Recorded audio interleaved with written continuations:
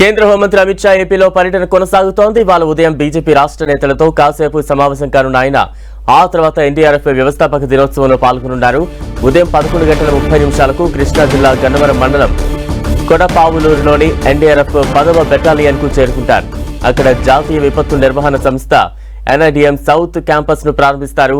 ఈ కార్యక్రమంలో సీఎం చంద్రబాబు, కేంద్ర మంత్రులు రామ్మోహన్ నాయుడు, బండి సంజయ్, ఉప ముఖ్యమంత్రి పవన్ కళ్యాణ్, రాష్ట్ర హోంమంత్రి అనిత, ప్రజాప్రతినిధులు పాల్గొంటారు. ప్రారంభోత్సవం కార్యక్రమం తర్వాత అమిత్ షా బహిరంగ సభలో పాల్గొని ప్రసంగిస్తారు. మరోవైపు నిన్న రాత్రి ఉండవల్లిలోని సీఎం చంద్రబాబు నివాసంలో ఏర్పాటు చేసిన విందుకు అమిత్ షా హాజరయ్యారు. ఈ విందు సమావేశం గంటన్నర పాటు సాగింది. ఈ సందర్భంగా అమిత్ షాకు ఘన స్వాగతం పలికారు కూటమి నేతలు. అమిత్ షాతో CM Chandrababu, deputy CM Pawan Kalyan భేటీ అయ్యారు. ఏపీ బీజేపీ చీఫ్ పురంధరేశ్వరి కూడా ఈ సమావేశంలో పాల్గొన్నారు. అంతకుముందు ఢిల్లీ నుంచి గన్నవరం విమానాశ్రయంలో దిగిన అమిత్ షాకు మంత్రి నారా లోకేష్ సాదర స్వాగతం పలికారు. అక్కడి నుంచి రోడ్డు మార్గం ద్వారా ఉండవల్లిలోని చంద్రబాబు నివాసానికి చేరుకున్నారు. అక్కడ విందు అనంతరం విజయవాడలోని ఓ హోటల్లో రాత్రి బస చేశారు.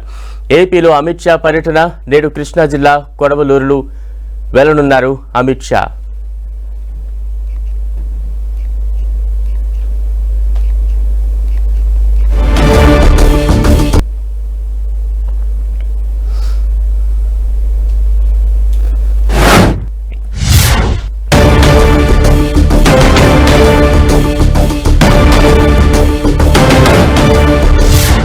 కేంద్ర మంత్రి అమిత్ షాతో ఏపీ సీఎం చంద్రబాబు ఏకాంతంగా భేటీ అయ్యారు. మొదట CM Chandrababu, deputy CM Pawan Kalyan Amit షాతో సమావేశమవగా కొద్దిసేపటి తర్వాత చంద్రబాబు, అమిత్ షా అరగంట పాటు ప్రత్యేకంగా సమావేశమయ్యారు. ఈ భేటీలో పలు అంశాలను చర్చించినట్టుగా తెలుస్తోంది.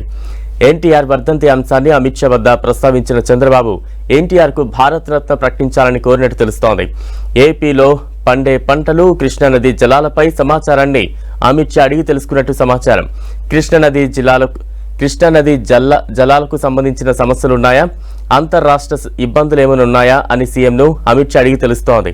మరోవైపు నేతలతో విందు సమయంలో జగన్ ప్యాలెస్ పై అమిత్ షా ఆరా తీశారు. జగన్ కు ఎన్ని ప్యాలెస్లు ఉన్నాయి, ఎంత విస్తీర్ణంలో ఉన్నాయని అడగ్గా బెంగళూరు, హైదరాబాద్, తాడేపల్లి, ఇడుపులపాయల్లో 4 ప్యాలెస్లున్నాయని వాటి వివరాలను లోకేష్ వివరించినట్టు తెలుస్తోంది. విశాఖ ప్యాలెస్ కు ఎన్జీటీ 200 కోట్ల ఫైన్ విధించిన విషయాన్ని అమిత్ షాకు వివరించారు లోకేష్. అయితే ఆ ఫైన్ కట్టకుండానే జగన్ దిగిపోయాడని, ఆ భారం తమపై పడిందని చంద్రబాబు వివరించారు. ఎన్జీటీకి ఎప్పటికైనా ఫైన్ కట్టాల్సిందేనని, దానిని ఎగవేయలేరని అమిత్ షా చెప్పినట్టు తెలుస్తోంది. గోదావరి పెన్నా అనుసంధానం పైన అమిత్ షా ఆరా తీశారు. ఆ వివరాలను సీఎం చంద్రబాబు ఆయనకు వివరించారు. గోదావరి నదీ జలాలపై ఏమైనా సమస్యలు ఉన్నాయా అని కూడా ఆరా తీసినట్టు తెలుస్తోంది.